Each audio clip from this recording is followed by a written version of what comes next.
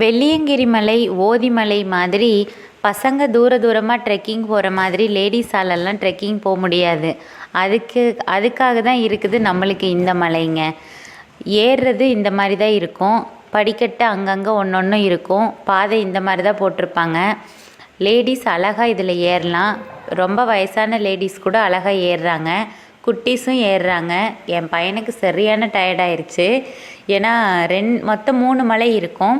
First மலையில் முருகரும் சிவனும் சிவன், பார்வதி, முருகன் எல்லாம் இருப்பாங்க.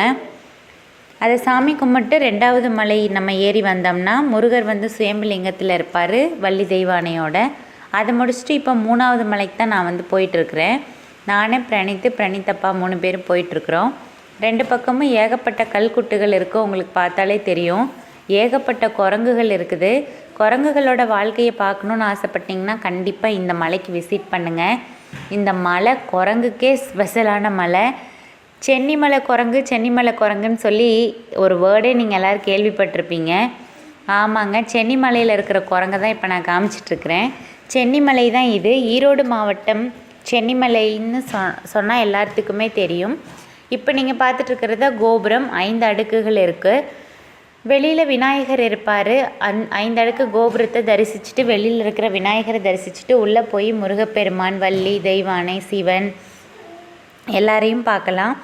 எல்லாரையும் தரிசித்து முடிச்சுட்டு 2வது மலை ஏறி போய் மறுபடியும் சுயம்புலிங்க முருகரை பார்த்துட்டு 3வது மலை ஏறி போனீங்கன்னா பின்னாக்கு சித்தர் குகை இருக்கும்.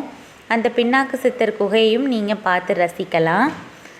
இதை பார்த்து முடிச்சுட்டு நாங்கள் கீழே ரிட்டன் வந்துட்டோம். ரிட்டன் வந்ததுக்கப்புறம் குரங்குகள் கீழே இருக்கிற வியூலாம் கொஞ்சம் ஷூட் பண்ணியிருந்தேன்.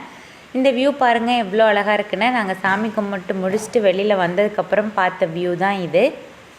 எவ்வளோ அழகாக இருக்குது பாருங்கள். குரங்குகளுக்கு நிறைய பேர் வாழைப்பழம், தேங்காய் எல்லாமே கொடுத்தாங்க. மாங்காய் எல்லாம் கொண்டு வந்து போட்டிருந்தாங்க. கீழே இறங்கி வரும்போதும் சரி, மேலே போகும்போதும் சரி, கண்டிப்பாக காரில் வராதீங்க, 2 வீலரில் வாங்க. ஏன்னா இந்த சென்னிமலையோட அழகே நீங்கள் 2 வீலரில் வந்தால் தான் ரசிக்க முடியும். ஒரு தடவை நான் காரில் போயிருக்கிறேன் ஒரு 3 வருஷத்துக்கு முன்னாடி. அப்போ இந்தளவுக்கு நான் இந்த சென்னிமலையோட அழகை ரசிக்கலிங்க. 2வது வந்து பைக்கில் போனோம். நானும் ஹஸ்பண்டும் பிரணீத் 3 பேரும் வந்து பைக்கில் போனோம். பிரணீத்தோட பர்த்டே அன்னைக்கு காலையில் போயிருந்தோம். ரொம்ப சூப்பராக இந்த அழகை வந்து ரசிக்க முடிஞ்சிச்சு. ரொம்ப சந்தோஷமாக இருந்துச்சு. சென்னிமலை என்னடா இவ்வளோ அழகாக இருக்குது அப்படின்னு சொல்லி யோசித்தேன். ஒரு பக்கம் பார்த்திங்கன்னா ஃபுல்லாக பாறைகளாக இருக்கும். பாறைகளில் ஏகப்பட்ட மரங்கள் வளர்ந்துருக்கும். இன்னொரு பக்கம் பார்த்திங்கன்னா வீடுகள் குட்டி குட்டியாக தெரியும். வீடு அப்படியே மேகமூட்டமாக, தென்னை மரம், கீழே போகிற வாகனங்கள் எல்லாமே வந்து குட்டி குட்டியாக தெரியும். அவ்வளோ அழகாக இருக்கும். நான் சொன்னேன் பார்த்திங்களா பாறை, இந்த பாறையை குடஞ்சி தான் இந்த ரோடு போட்டிருக்காங்கன்னு நினைக்கிறேன். 10 ஹேர்பின் பெண்ட் இருந்துச்சு. ரொம்ப சூப்பராக இருந்துச்சு. நல்லா என்ஜாய் பண்ணோம்.